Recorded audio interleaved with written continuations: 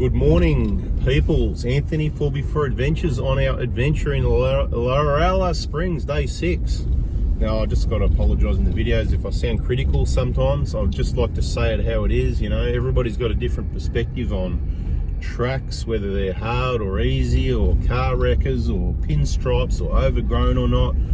Water holes, whether that's just lovely, the most beautiful thing I've seen, or, you know what, I've seen heaps better, it's not that exciting. So you've just got to take, it's a matter of perspective a little bit, so balance it out. That's why we like to show you with video so you can see for yourself. Let's get this gate opened and make sure we shut it again. We just got through the gate, turn right shortly after the gate, and you go down through this creek. This is where today we're headed day 6. It's more of a well, we might see a few things along the way, of course, but we're traveling from the homestead base camp that we've used for 5 day trips, and as seen in videos, follow it around to the left here. You can go straight up, you don't go to the gate, you can go, there's this new track to the left and takes you to some other springs. You can check those out, they're in the previous videos. Check those out if you haven't seen them. Should have been released before these if everything goes to plan. If you see this one before the others, look, if you just want to see everything in order, you subscribe, turn the bell on. Anyway, we're heading along, what's this called, Mitch? You remember? Rosie track, that's the one. So we're cruising along Rosie, we're going to take a few detours. We're headed out to the coast. We're going to check out a few areas on the way, find a camp out there, and then we'll spend a few days out there checking out what is out there and check out the fishing and that. So we just come to our second gate that's closable. Generally there's about 2 gates whichever direction you go, something along those lines. Generally the ones that stay open. This is one of those odd ones where you got to open and close it, but it doesn't say please close the gate, but it's on Rosie track. Can you open that and close it? I'll leave it for the last car. Thanks, mate.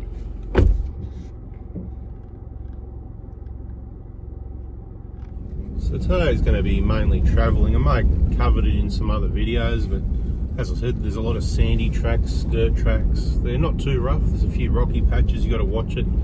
Speed limit's 40 anyway, but you know, you come across something and sometimes you need to hit the brakes and slow down because there's a bunch of rocks and potholes, stuff like that does happen, so be on alert. And of course always looking out, thank you, always looking out for oncoming vehicles, because if you think you're doing 40 around this bend and someone else comes, you know, same speed, will be not good. So obviously you need to slow down, use caution. There's a boat right there on the left we showed you in another video. We're continuing straight for now. We're going to split off a little way up here. There's a deviation. There's a couple of different ways you can go, like big time different, but along this route there's still a couple of slightly different ways you can go to get out towards the ocean camps, and all those spots numbered 50 to 60. That's what we're going to be checking out. If you see an online map of Lorella, they've got a cartoon map, and numbers 50 to 60 is what we're going to be checking out over the next few days and be in the videos. I guess, what did I say today? Oh, it was day 6. If that's right, well then day 7, day 8, all that sort of thing, right? So continuing straight past Little Rosie, which is on the right there. We've been down there in another video another day. We'll continue on. In the 150, I hold the button before we move off for 5 seconds to get all the traction control business off. It can bog you down a bit in the sand. I prefer a bit of driving when it gets a bit steeper like that. I like to help grade the track a little bit and try and take the high side off it in places. Right, if everyone does their bit, because if everyone just keeps driving in the ruts, you just end up with really deep sand ruts and everyone's dragging their guts through there, which isn't what you want. So a little bit at each side, you know. Anyway, be careful because it could grip up and you could hit a tree, so be careful doing that. If you can't drive, then just stick in the ruts and scrape your guts out, that's alright. You should also have your centre diff lock on when you're driving on dirt roads or sand. That's contrary to what the Toyota book says. The manual says, oh, you know, it's once you get in trouble you start trying all your buttons, where it's wise to have your centre diff on. Now this could be where we're splitting off. Let me have a read of the signs. Alright, so for today we took the left track, Billabong.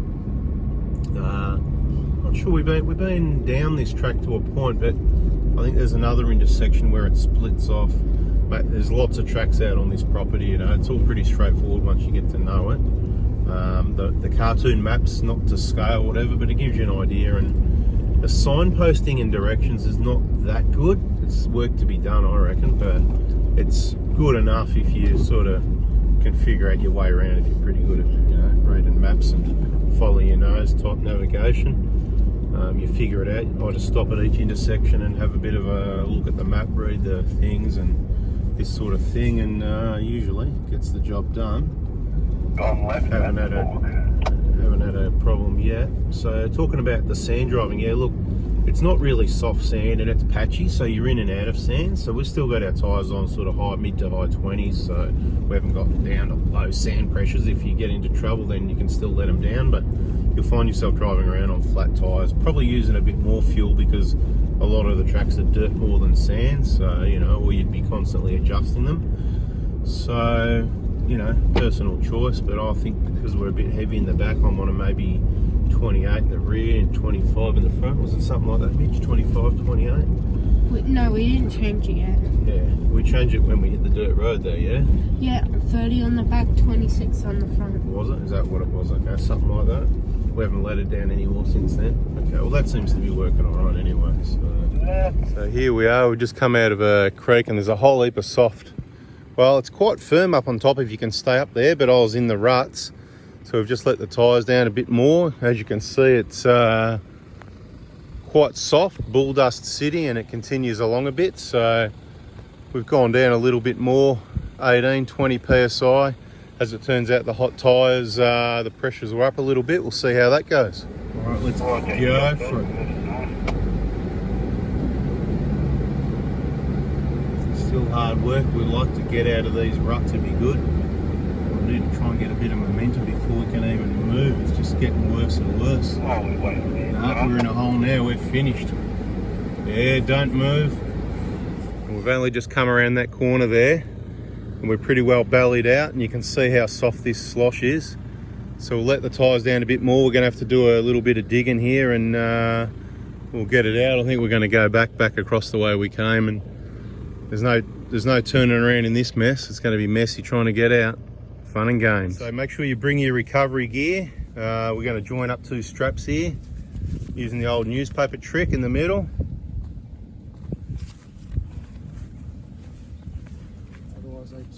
Mate, dry and dusty out here, mate. Thirsty beer weather. You never get them undone. Pull it, pull it, pull it, pull it, pull it. Nice new strap, was it? Oh, it was a nice new strap. Oh, now it's been a nice used new strap. Beautiful.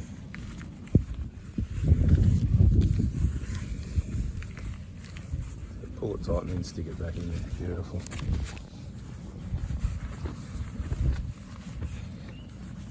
Oh, you got the thing. Just slide that the other way. Slide that down the other way. You don't need it.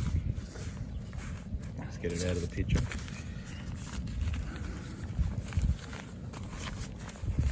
Bit of newspaper so we can get the knot undone later.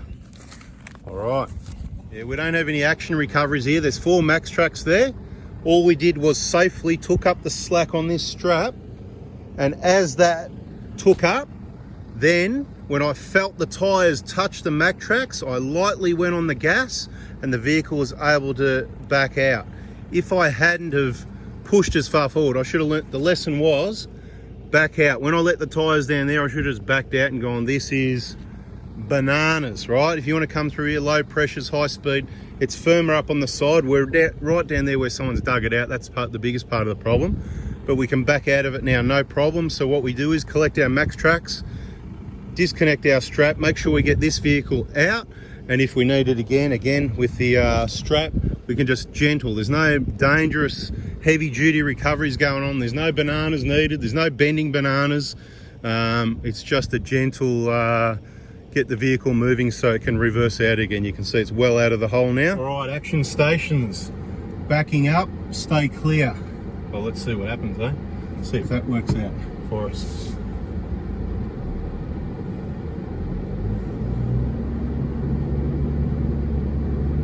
Getting out of this. And probably seen in the mirrors with the bull dust is the big problem.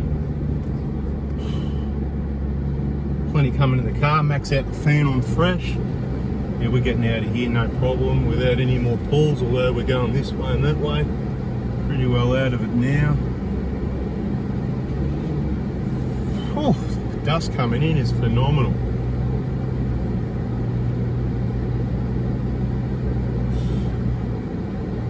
This is ridiculous.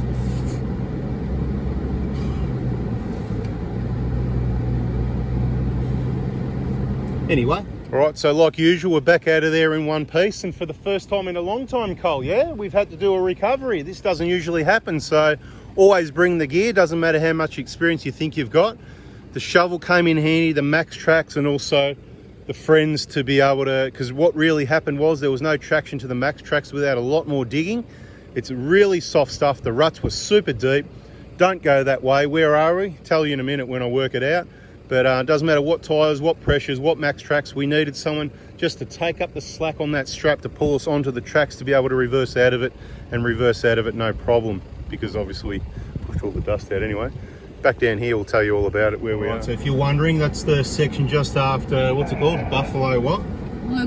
Lagoon. Buffalo Lagoon. We just passed Buffalo Lagoon before you get to Rosy rock pools. At the moment in June, very dry, very bull dust holes. If you stayed out of the ruts and you were prepared, you'd probably be okay, but after that effort, I'm going bugger that. We'll just go back. It's only about 5 or so k's, probably 10 minutes. Not too bad, and we'll cruise around the other way. Anyway, we went back along the track and up and turned right and right again, up on the other main track. There's still a few soft bits here and there, so I don't think it's all easy tracks. And here we are. What's this called again? Rosy rock pool. Have a look at this. I think we need to go for a swim. Not a lot of water flowing through, but there is a bit of water flowing. A few fish in there, so we're going to get in there and have a swim with them. Anyway, day 6 we ended up out at Ocean Camp. We'll just go out here for a walk and show you what the campsite is. A bit of a breeze, so you know you get the wind noise. Go for a bit of a look out here. A few different camps at the ocean here.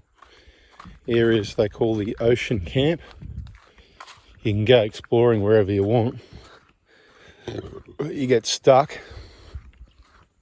You get bogged. Mate, it could cost you a lot of money to get out, unless you know what you're doing. It's the ocean out there. Right, so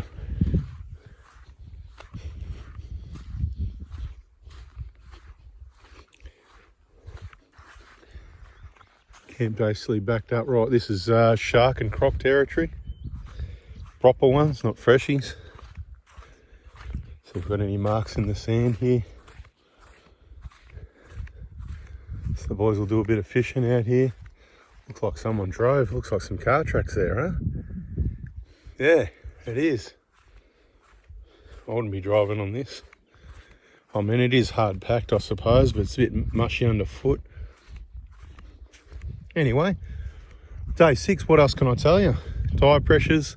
Some of the soft stuff we ended up down at 15, but they're looking pretty flat, so we're going to put them back up to 20, 25 in the morning. See what that breeze is like in the morning, see how cold it is in the morning with the wind off the water. If we've got an even more stable overnight temp, it will be interesting to compare. Oh, sorry about the sun, we'll do a spin around. Right, so we're just there, in behind the Badabingsky, and midges when the tide comes up, we'll have to watch out for them, eh? Mangroves. That's a video if you liked it or learnt something. And yes, I did get bogged. That was bogged. That wasn't stuck. That wasn't temporarily. That was bogged. So yeah, it does happen. Didn't expect it. Like I said, she did put a cross on the map. Don't go up there at the moment. That was days ago. I couldn't remember why. Yeah, that's probably why. Anyway, that track, yeah, that was the track I think we talked about earlier. If we didn't, just check all the current conditions before you go on any drives from the homestead. Catch you on the next one. See ya.